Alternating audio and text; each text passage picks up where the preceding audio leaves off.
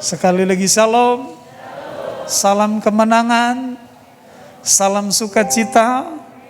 Puji Tuhan kita ada dalam hadirat Tuhan. Saudara terkasih dalam Tuhan, tidak ada tempat yang terbaik selain daripada hadirat Tuhan. Amin. Ketika kita ada dalam hadirat Tuhan, maka yang terjadi adalah kuasa Tuhan itu yang bekerja dalam hidup saudara dan saya. Kita bersyukur ada fase yang Tuhan sudah karyakan dalam hidup kita hari ini. Ya, COVID-19 itu di negeri kita itu sangat menurun. Puji Tuhan, berikan dulu tepuk tangan untuk Tuhan. Kita berdoa terus untuk pemerintah, Bapak Ibu Saudara, supaya diberi hikmat oleh Tuhan, supaya bangsa kita boleh bebas dari COVID-19. Sebab dengan demikian Bapak Ibu akan lebih banyak lagi yang akan kita lakukan untuk Tuhan. Itulah sebabnya hari ini saya mengajak kita untuk bergiat dalam melayani Tuhan. Katakan amin. Saudara dan saya, tidak ada kualitas hidup yang terbaik selain daripada kita mengabdikan diri untuk dipakai oleh Tuhan untuk melayaninya. Sebab kenapa? Standar hidup orang percaya itu salah satunya adalah orang yang melayani. Kalau orang tidak melayani, Bapak Ibu Saudara, itu keserupaan dengan Kristus dalam hidupnya itu menjadi bermasalah. Karena satu bagian yang Tuhan rindukan supaya kita serupa dengan Dia adalah yaitu hati yang melayani seperti Yesus. Yesus adalah contoh agung. Dia adalah teladan yang baik, Bapak Ibu Saudara. Dia punya tata yang luar biasa. Dia Allah yang agung. Tapi sejarah mencatat, dunia mencatat bahwa hanya Yesus yang bisa melakukan itu dengan datang ke dalam dunia dengan cara yang sangat sederhana, dan Dia melayani saudara dan saya. Yang luar biasa adalah beberapa kali Dia menyatakan kepada para muridnya bahwa Dia datang bukan untuk dilayani, tetapi Dia datang untuk melayani. Itulah sebabnya Bapak Ibu, kualitas hidup orang yang percaya itu adalah terlihat ketika ia memilih berkata seperti Yesus, aku datang bukan untuk dilayani tetapi untuk melayani. Berikan tepuk tangan bagi Tuhan kita. Allah yang hebat. Allah itu bukan Allah yang ajas manfaat. Allah yang kita tahu, Allah yang hebat itu adalah Allah yang tahu yang terbaik bagi umatnya. Jadi kalau Tuhan menghendaki umatnya itu melayani saudara, itu bukan untuk memanfaatkan umatnya. Tetapi saudara tahu ada satu lorong yang mau dipakai oleh Tuhan supaya kehidupan umatnya itu naik. Kualitas hidup umatnya itu naik, yaitu lewat ajaran tentang melayani. Maka Bapak Ibu Saudara terkasih dalam Tuhan, para murid, para rasul, orang percaya mula-mula, kalau kita baca kehidupan mereka, mereka bukan orang-orang yang pasif. Mereka bukan orang-orang yang hanya dilayani saudara, tetapi mereka adalah orang-orang yang mengambil inisiatif, masuk dalam pelayanan, ikut ambil bagian dalam pelayanan. Sehingga saudara tahu perkembangan gereja mula-mula itu bukan perkembangan yang biasa, itu perkembangan gereja mula-mula itu luar biasa. Bahkan tahun perkembangan gereja mula-mula bila diukur dengan tahun 1500 tahun terakhir pertumbuhan gereja, maka pertumbuhan gereja mula-mula itu tinggi banget. Kenapa? Karena ada orang yang mau melayani. Saudara terkasih dalam Tuhan, hidup melayani adalah panggilan kita. Kita baca sama-sama saudara dari Yeremia pasal 1 ayat yang ke-5.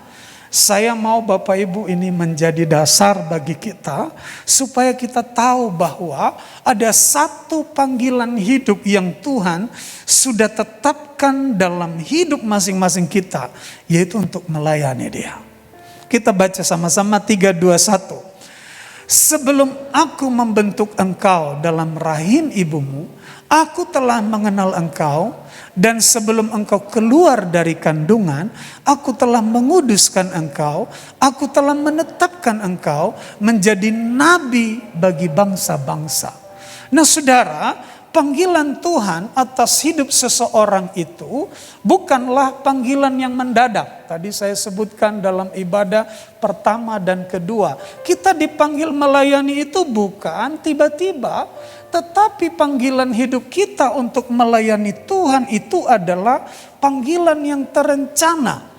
Bahkan sebelum saudara dan saya itu keluar dari kandungan, itu Tuhan sudah menetapkan dan menguduskan hidup kita supaya kita menjadi nabi bagi bangsa-bangsa, supaya kita menjadi orang yang menyebarkan kabar-kabar besar yang Tuhan telah kerjakan dalam hidup kita. Haleluya. Saudara terkasih dalam Tuhan, memang kalau dipandang secara kacamata duniawi, orang yang melayani itu kelihatan rendah. Kelihatannya orang yang melayani itu karena memang kata doulos, kata melayani itu diambil dari evet atau avoda, makanya pelayan itu disebut aboda. Tetapi di sisi lain, hamba itu juga disebut dengan kata doulos yang konotasinya itu konotasi membungkuk. Artinya kelihatan kehidupannya itu seperti di bawah. Ketika orang melayani Bapak Ibu Saudara memang terkesan kehidupannya itu tak berarti apa-apa. Kelihatan hidupnya itu tidak berdampak apa-apa. Tetapi saudara tahu Yesus mengatakan hal yang berbeda, bahwa orang yang melayani itu akan diprioritaskan oleh Tuhan. Ini yang membuat para rasul itu kaget di awal. Karena saudara tahu para rasul itu juga berjuang untuk menjadi orang yang duduk di kursi nomor 1. Waktu itu berbagai pendekatan mereka dekati supaya mereka itu ada di kursi yang luar biasa. Tetapi Yesus ajari mereka begini. Siapa yang mau besar di antara kamu, siapa yang mau tinggi di antara kamu, dia harus menjadi apa? Menjadi pelayan. Coba kita baca ayat ini saudara. Dari Markus pasal yang ke-10. Markus pasal 10 ayat yang ke-42 sampai ayat yang ke-45. Kita baca ayat ini sama-sama. Supaya kita mengerti mengapa pelayanan itu menjadi hal yang tidak bisa dipisahkan dari hidup umat Tuhan. Dikatakan oleh Yesus begini, Yesus memanggil mereka lalu berkata, kamu tahu bahwa mereka yang disebut pemerintah, bangsa-bangsa memerintah rakyatnya dengan tangan besi, dan pembesar-pembesarnya menjalankan kuasanya dengan keras atas mereka. Ini konteks dunia Bapak Ibu Saudara. Di luar sana kita tahu bahwa kecenderungan banyak orang itu adalah yaitu untuk dilayani. Ya. Nah, ayat yang berikutnya Yesus berkata, tidaklah demikian di antara kamu. Kita baca sama-sama 3, 2, 1. Barang siapa ingin menjadi besar di antara kamu, hendaklah ia menjadi apa? Pelayanmu. Jadi siapa yang mau ingin besar di antaramu, kata Tuhan, maka dia harus menjadi pelayan bagi semua. Nah, ini tadi pagi yang saya sebut tidak masuk akal kita. Bagaimana caranya orang yang melayani itu tiba-tiba dia bisa jadi besar. Ini konsep Tuhan, saudara. Jadi benih apa yang kita lakukan dalam melayani sekecil apapun itu sudah cukup menjadi alasan engkau masuk dalam nubuatan ayat ini. Dan seperti yang Tuhan katakan, siapa yang mau besar, ia harus jadi pelayan. Lalu dikatakan apa? Dan barang siapa ingin apa?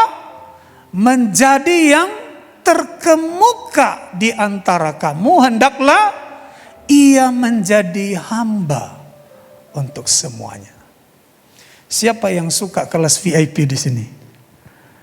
Senang gak kalau saudara dapat undangan VIP? Angkat tangan. Gak senang. Wah, rendah hati semua ini. Kalau saya dapat undangan VIP senang banget. Karena memang VIP itu biasanya ada pelayanan yang spesial. Duduk di depan itu juga spesial, saudara. Tetapi firman Tuhan katakan, tunggu dulu. Siapa yang mau terkemuka di antara kamu, hendaklah ia menjadi hamba untuk semuanya. Inilah konsep kerajaan Allah. Tuhan menyambut hidup kita kelak, bukan karena siapa saudara, tetapi Tuhan menyambut kita kelak berdasarkan apa yang engkau perbuat selama kita masih hidup di dunia ini. Tidak mudah melayani saudara, tetapi melayani itu akan membentuk kehidupan kita. Kalau saudara masuk dalam hidup melayani, maka melayani itu akan mengajari kita rendah hati. Coba saja saudara, engkau terbiasa untuk jadi aser misalnya. Aser itu karena sering tunduk-tunduk begini, silakan, lama-lama jadi rendah hati. Sesuatu yang sering engkau lakukan kepada orang lain, kamu kerjakan kepada orang lain, lama-lama itu membentuk hidupmu. Karena kenapa? Orang yang melayani fokusnya bukan untuk dirinya, tetapi orang yang melayani adalah mementingkan kepentingan orang lain. Dia tidak akan menuntut soal dirinya. Itulah konsep melayani. Dan kita tahu saudara bahwa Tuhan sangat konsen dengan orang-orang yang rendah hati. Karena firman Tuhan katakan orang rendah hati akan ditinggikan. Orang yang tinggi hati akan direndahkan. Itu sudah aturan yang baku. Jadi saudara, mengapa Tuhan mengajari kita untuk melayani supaya Anda dan saya tidak di posisi rendah terus. Karena Tuhan mau supaya hidup kita itu ditinggikan. Kenapa Yesus dimuliakan di atas kayu salib? Karena ia mau melewati yang namanya Via Dolorosa. Dia melakukan sesuatu tidak untuk kepentingannya.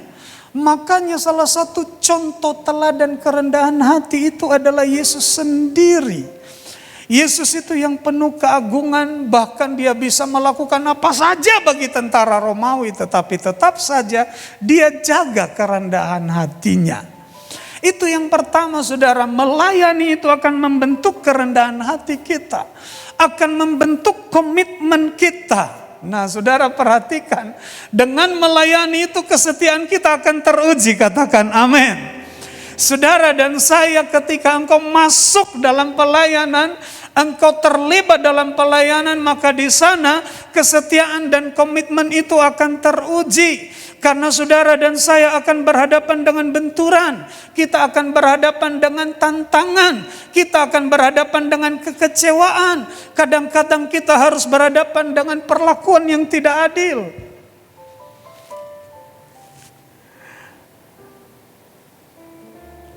Makanya dulu di asrama kami Bapak Ibu Saudara, saya selalu katakan kalau mahasiswa teologi tidak masuk asrama nggak keluar aslinya. Kenapa? Karena di asrama itu dibentuk. Saya dulu waktu berkuliah itu saudara, waduh minta ampun deh. Itu gereja yang saya layani waktu itu 3 lantai.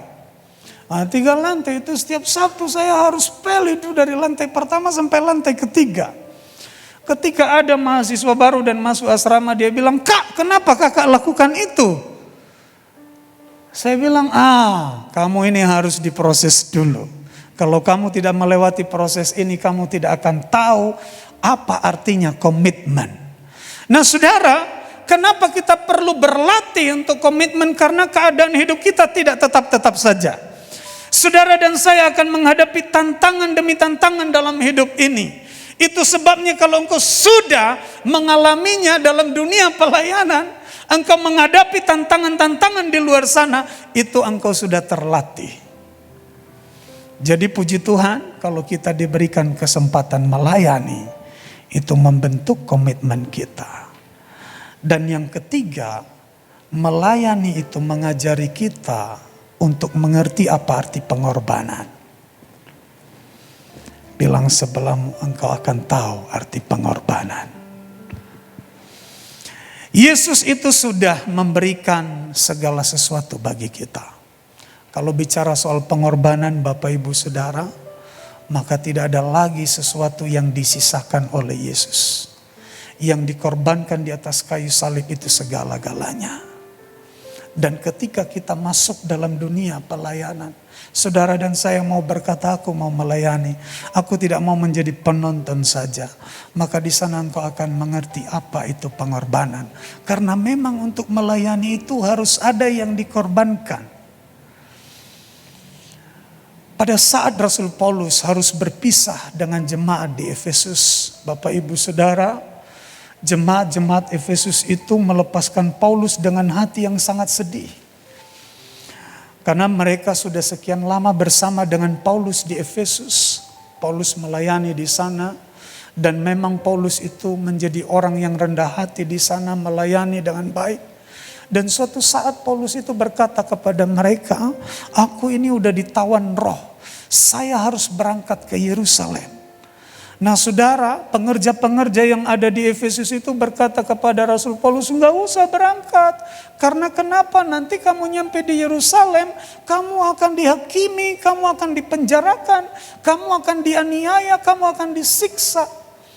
Lalu kata Rasul Paulus kepada mereka, aku ini tawanan roh, aku tidak bisa berbuat apa-apa. Yang aku mau lakukan adalah melayani dan menyelesaikan tugasku sampai garis finish. Akhirnya apa yang terjadi Bapak Ibu Saudara? Betul, Rasul Paulus itu berangkat ke Yerusalem. Dan dia dilepaskan dengan air mata oleh jemaat-jemaat yang ada di Efesus. Tapi Rasul Paulus menjalani dengan sukacita. Walaupun betul ketika ia sampai Yerusalem dia menghadapi aniaya, dia dipenjara, dia diperlakukan tidak baik. Tetapi Rasul Paulus berkata, aku puas melakukan itu karena apa yang aku lakukan ini bukan untuk aku, tetapi karena Tuhanku telah terlebih dulu melakukannya untuk aku. Saudara, mengapa kita harus melayani? Karena Yesus sudah lebih dulu melayani saudara dan saya.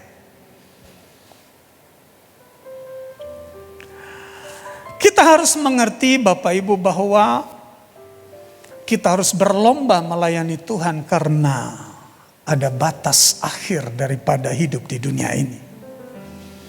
Makanya melayani itu selalu dibahasakan dengan kesempatan. Selagi masih ada kesempatan, saudara dan saya, mari kita menabung di sorga sana. Bagaimana cara kita menabung, berinvestasi di surga sana? Yaitu dengan cara saudara dan saya mau berkata, Tuhan, aku mau melayanimu. Kita sudah puas dengan apa yang Tuhan buat. Sekarang gilirannya kita mengerti apa yang Tuhan rindu. Berikan tepuk tangan bagi Tuhan. Halo, selagi masih siang, masih ada waktu bagi kita untuk berinvestasi bagi kerajaan Allah. Lakukan apa yang kamu bisa lakukan untuk Tuhan. Orang yang terkonsep melayani tidak terpikir untuk dirinya. Dia tidak akan menjadi orang yang egois. Dia akan berdoa untuk tetangga-tetangganya. Dia akan memberikan waktu untuk memimpin orang lain kepada kebenaran. Dia akan berjuang bagaimana supaya orang itu lebih bagus hidupnya. Dia akan rela berkorban memberikan bantuan-bantuan yang sekiranya diperlukan saudara. Kenapa? Jangan lupa, karena melayani itu adalah kesempatan emas. Ketika saudara dan saya masih punya waktu untuk melayani, ambil kesempatan emas itu. Karena itu investasi yang tidak akan bisa diambil oleh dunia dalam hidup kita. Karena upah melayani itu pasti, katakan amin. Walaupun kita harus melayani dengan kemurnian saudara, memang kita melayani bukan karena upah, tetapi Tuhan itu telah menetapkan upah bagi mereka yang mau melayani Tuhan. Maka saya berdoa setiap kita yang ada di tempat ini, jangan ada yang tinggal diam, katakan amin. Bilang kepada Tuhan, aku mau melayanimu. Aku mau masuk dalam pekerjaan seperti yang engkau pernah lakukan. Yesus terlebih dulu melayani kita. 1 Korintus pasal 15 ayat 58, kita baca ayat ini saudara.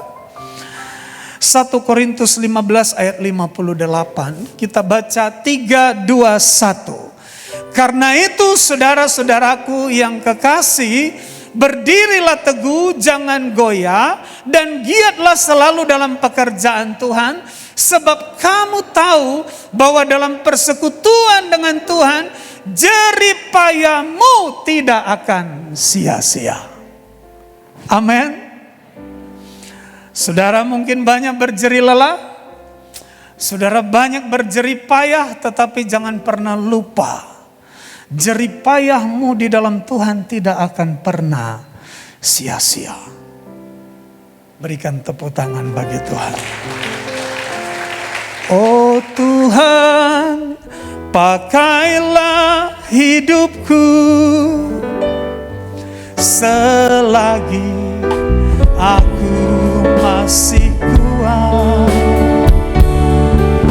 Bila saatnya nanti ku tak berdaya lagi, hidup ini sudah jadi berkat. Oh Tuhan, pakailah hidupku selagi aku masih kuat. Bila saatnya nanti ku tak berdaya lagi, hidup ini sudah jadi berkat. Saya mau baca ayat ini bagi saudara. Dengan cepat kita akan baca ayat ini yang tadi saya juga sudah bacakan. Daniel pasal 12 ayat 1 sampai ayat yang keempat. Saudara, saya senang membaca ayat ini. Kenapa? Karena ini adalah sebuah nubuatan. Dan nubuatan ini bukan untuk membuat kita takut, tetapi nubuatan ini untuk membuat kita bersyukur. Nubuat ini akan membuat kita semakin terpacu untuk mau melayani. Karena kenapa? Dalam satu nubuatan yang disampaikan oleh Tuhan kepada Daniel tentang akhir zaman, maka ayat ini mencatat begini. Pada waktu itu juga akan muncul Mikhael, pemimpin besar itu yang akan mendampingi anak-anak bangsamu. Dan akan ada suatu waktu kesesakan yang besar, seperti yang belum pernah terjadi sejak ada bangsa-bangsa sampai pada waktu itu. Tetapi pada waktu itu bangsamu akan terluput, yakni barang siapa yang didapati namanya tertulis dalam kitab itu. Nah saudara, mengapa kita harus bergiat dalam melayani? Ingat, akhir zaman itu tidak akan terelak dari hidup kita. Akhir zaman itu suka tidak suka, kiamat itu senang tidak senang, itu pasti akan datang. Ya tinggal tunggu apakah waktu itu datang pada saat kita sudah meninggal atau kita masih hidup. Tetapi yang menarik saudara adalah bahwa akhir zaman itu selalu ditandai dengan kesesakan. Akhir zaman itu identik dengan kesesakan yang membuat orang akan mengalami kengerian yang luar biasa. Tetapi saudara, yang luar biasa adalah sekalipun akhir zaman itu berbahasakan kesesakan yang luar biasa, Anda dan saya itu akan diluputkan. Katakan amin. Jadi kata yang luar biasa dalam ayat ini adalah sekalipun kesesakan itu ada, tetapi pada waktu itu kata Tuhan, bangsamu akan terluput. Jadi sekalipun ada kesesakan Bapak Ibu Saudara, orang yang namanya tercatat dalam buku kehidupan, tercatat dalam kitab kehidupan, dia akan diluputkan dari kesesakan yang hebat itu.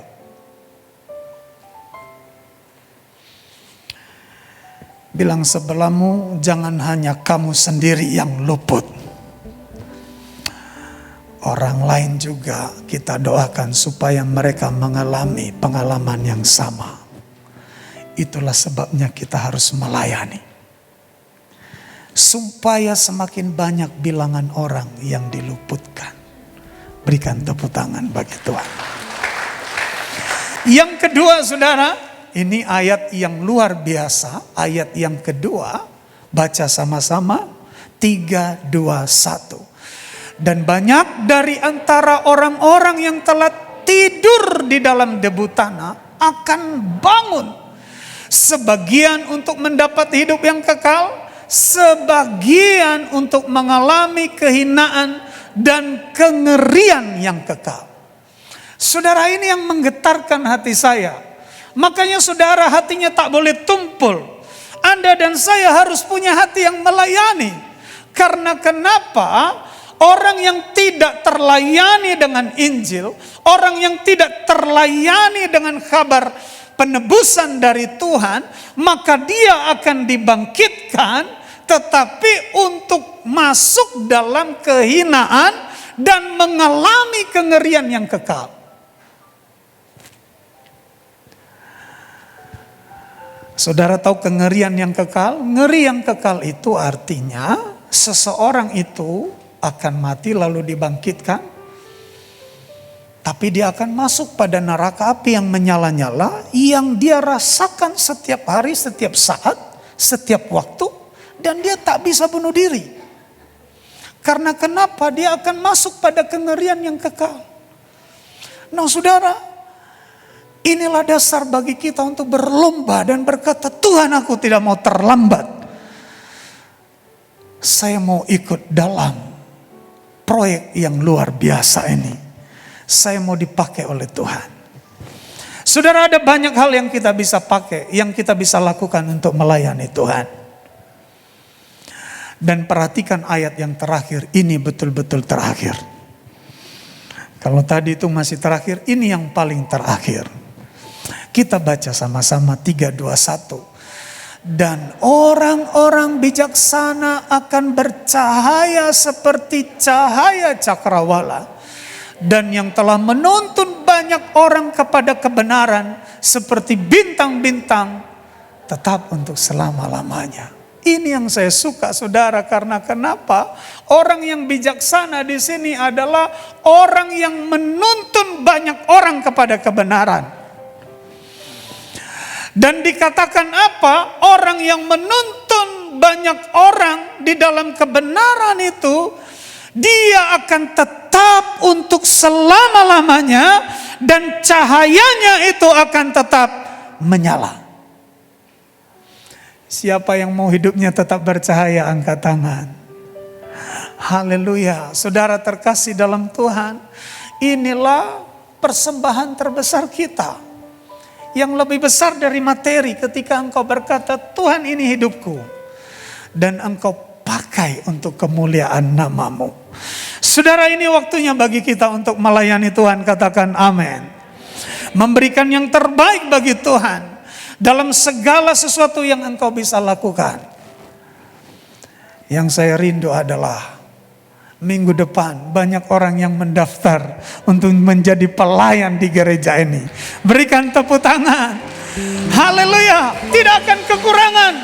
Karena saudara dan saya akan berlomba ambil bagian.